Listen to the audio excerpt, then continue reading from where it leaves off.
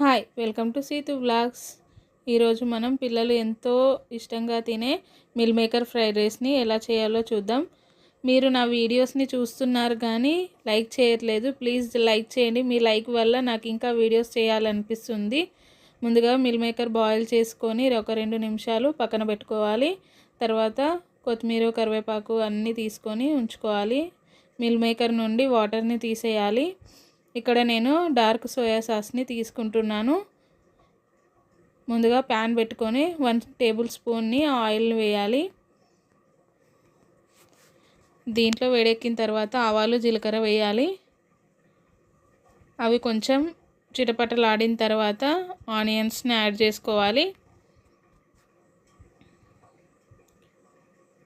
ఒకసారి కలుపుకొని ఇందులో మనం పచ్చిమిర్చి ఇంకా కరివేపాకును కూడా యాడ్ చేసుకోవాలి.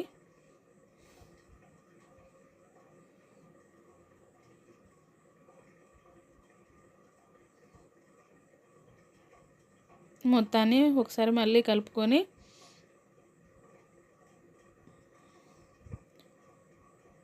మిల్ మేకర్ నుండి వాటర్ని ఇలా పిండేయాలి.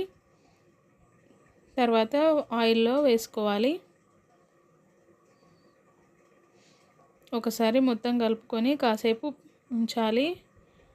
మిల్ మేకర్ ఆయిల్లో మగ్గిన తర్వాత కొంచెం అల్లం వెల్లుల్లి పేస్ట్ని యాడ్ చేసుకోవాలి.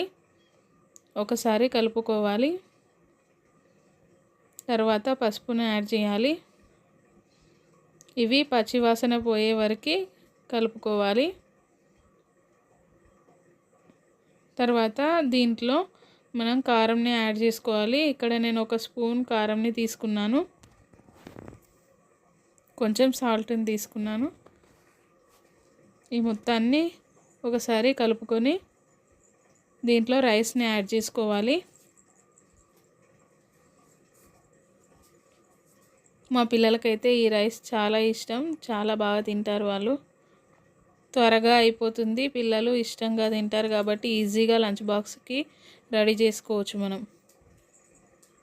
ఇలా కలుపుకున్న తర్వాత కాసేపు మూతను పెట్టి ఉంచాలి. రైస్ కొంచెం వేడెక్కిన తర్వాత మళ్ళీ ఒకసారి కలుపుకోవాలి.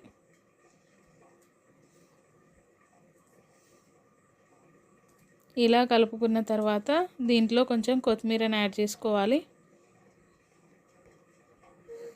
ఒకసారి కలుపుకొని దీంట్లో సోయా సాస్ని యాడ్ చేసుకోవాలి. ఇంతే friends, meal maker fried rice ready.